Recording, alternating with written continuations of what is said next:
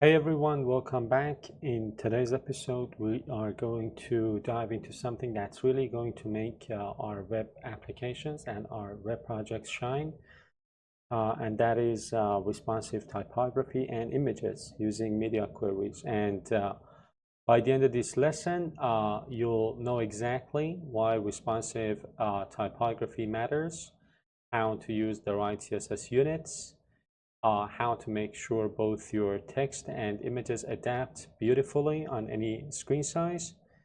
And we'll even apply these changes to the application that we have been working on. Now let's talk about why responsive typography matters. So let's start with a simple truth. Text that's too small on a phone is frustrating, and I think we've all experienced that. Text that huge on a desktop device look clunky. And if you've ever had to pinch zoom just to read a paragraph, you've seen this problem firsthand. Now, a big part of the issue comes from using fixed pixel sizes. They don't adapt. That's the real problem. That's where responsive typography comes in. So using responsive typography, you can, adjust the font size based on the screen size. So your content is always comfortable to read. Better readability, of course, means better user experience. Now let's talk about units for typography and responsive typography. So there are, different units. To make typography responsive, we need to understand these. We need to understand these, CSS units. And there are, as I said, 6 key units that you'll see most often. Let's go through them. So the first one is pixel. So an absolute unit, it's an absolute unit based on pixels, and 1 pixel on the screen kind of gives you this unit gives you precise control. But of course the problem is that it is not adaptable, it is not flexible. The next one is percentage. So percentage relative to the parent element. I think it is great for scaling with the container. The next one is EM or M. It is a relative, unit to the current element's font size. It is mostly useful for nested scaling. The next one, which we will see in this episode, is REM. REM stands for root EM or root M. And it is relative to the root element's font size, so it keeps the scaling consistent across your whole website. The next one is VW, which is of course based on the viewport width, or the width of the viewport, so it scales with how wide the screen is. And the last one is VH. VH is based on the viewport height. So for most responsive typography setups, as I said, REM is the star of the show, and we'll see why in a minute. Now let's make use of this typography and responsive typography using some media queries. We are going to look at an example, and in the CSS styles that we have been developing for our website, for our web page, we are going to add these different CSS rules. So we've got a font size using pixels for HTML, and then the next one is the font size based on REM for the H1s, right? And as you can see, 16 pixels is the default font size for our HTML element. And when you set the font size of the H1 element to 2.5 rem, it means 2.5 times 16 pixels. The reason is that you've set 16 pixels as the font size of the container, the HTML element. So 2.5 rem means 2.5 times 16 pixels, and that gives you 40 pixels. Then I have set margin top to half a rem, half an EM, right? And then the H2 has its font size set to 1.8 rem.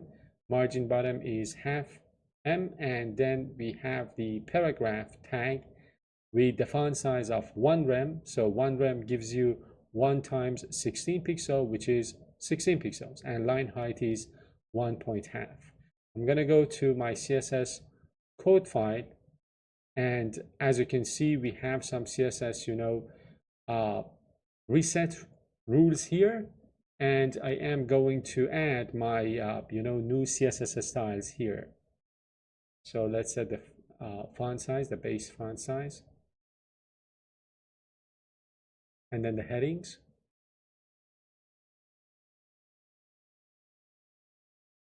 For H1 and margin button, and then the H2 element, and finally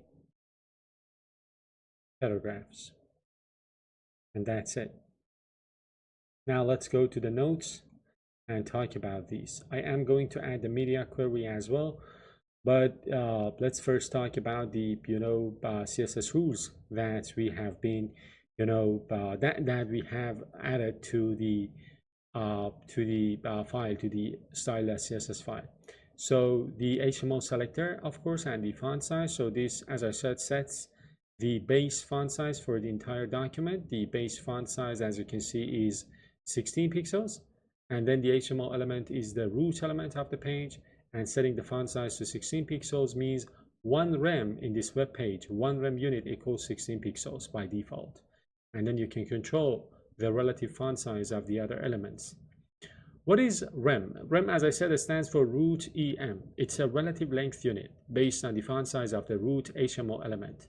So one rem, right? One rem means font size of the root element. So the font size of the root element is 16 pixels. And then from now on, if you set the font size of other child elements to 1 rem, it means 16 pixels. 2 rems means 2 times 16 pixels. And yeah, we have, this example from the code. So the H1 element, since the root font size has been set to 16 pixels, 2.5 rem means 2.5 times 16, and that'll give you 40 pixels font size for your H1 element. Let's move on and talk about this, media query. Let's add this media query and then talk about it. So as you can see, we've got, a media query for the max width of 600 pixels. So for devices like small devices, right, we can add these again different adaptive and responsive font sizes. So as you can see, for these devices, we are again setting the root element to 14 pixels.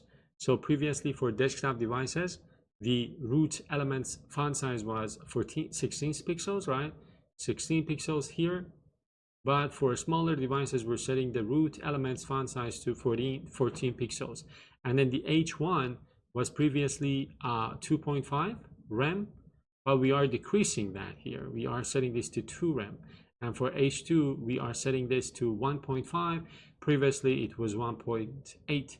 So let me go to the media query that I have here for small devices. And I am going to add this, these new, CSS rules for smaller screens, controlling the root elements font size and the H1 and H2 elements. I'm going to save everything and then move back to my notes. So I already talked about this part. I talked about what rem is, and we've got the example from the code. Yeah, and now this part. So responsive change of root font size on small screens. Inside the media query, we are adding this section. So again, this section means that the root font size has been changed from, again, 16 pixel down to 14 pixels. All of our rem base sizes again shrink as well. This is why rem is so powerful, right? So it gives you a scalability, accessibility, maintainability. Change one number and your whole typography adjusts. So that is the beauty of using rem. The root font size changes from 16 to 14. The rem units are scaled accordingly. And for example, for H1 now we've got 2 rems. and that'll give us like 2 times 14, 28 pixels, a smaller heading size on mobile devices. Now, why do I recommend using rem instead of pixels? Again, one reason is scalability. Changing the root font size, again, adjust all element size with rem proportionally. Accessibility, users who change browser font size or zoom with, well, consistent scaling. Last but not least, maintainability. You only need to adjust font size in one place, and that is the root element. Now, the next topic is, responsive images. So typography is only, half the story. So images also need to be responsive. Let's say you have a, project section, again, in the portfolio. In the HTML, we have something like this, right?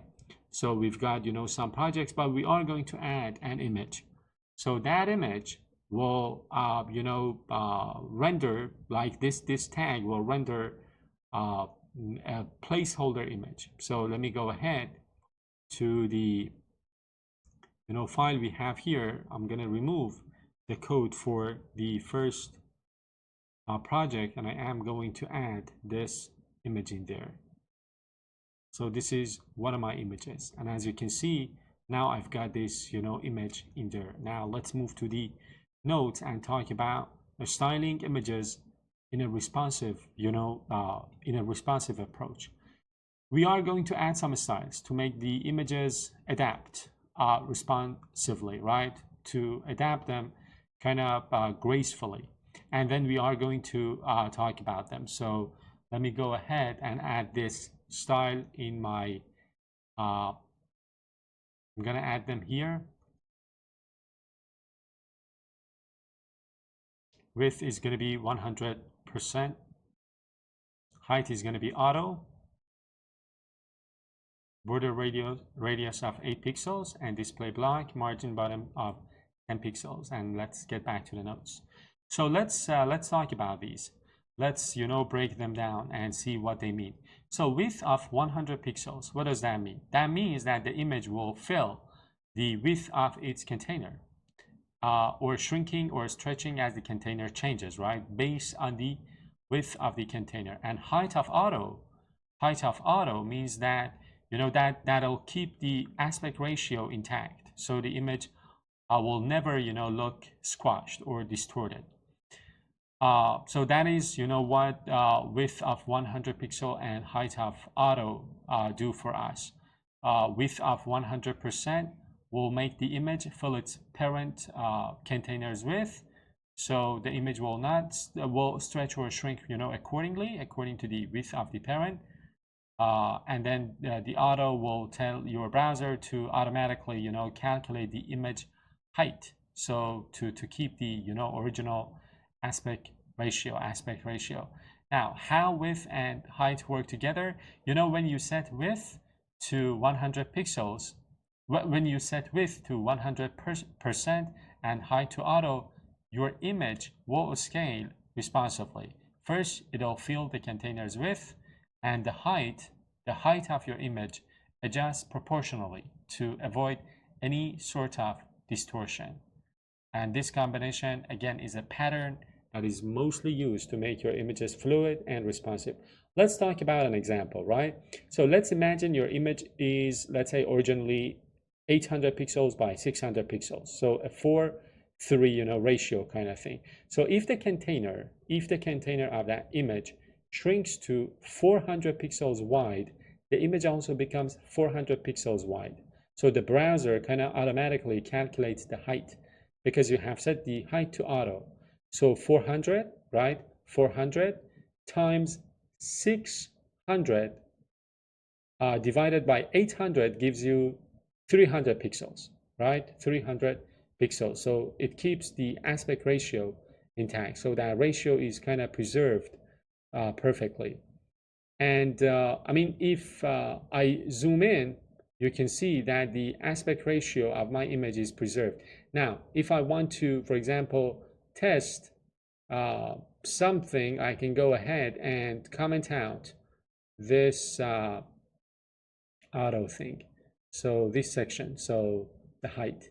If I comment out the height, I can see that if the height is commented out, so as you can see, when the viewport size is increased, when I zoom out, the ratio of the image is changed, right? So, but by, uncommenting this part, I can see that, the image aspect ratio is preserved. So always remember, by combining width of 100% and setting height to auto, you can, preserve the aspect ratio of your images, even if the web page is viewed on smaller screens, so that, things are, the images are not distorted. Again, in order to test your work, you can resize your browser window to kind of change the size of the viewport, and you can kind of watch the text size shrink slightly, especially on smaller screens. And yeah, the text size and the image sizes are adapted proportionally, because we are using rems with pixels for the root element. So the summary of this episode. So in this episode, we kind of use relative units like rem and percent instead of fixed pixel sizes. We use media queries to fine-tune font sizes for smaller screens, and we set the images, the width of the images and the height of the images to 100% and auto, and this allows us to keep our images fluid. So again, the topic of this episode was responsive typography, and of course having fluid images. These are not just about making your web applications, websites look nice. They directly improve usability and accessibility of your web pages. Try to implement these steps in the applications that you develop, and of course you will see a difference in how polished your applications feel. And that was it for today. In the next episode, we will continue talking about other topics that I have prepared for this playlist. Until then, take care and happy coding.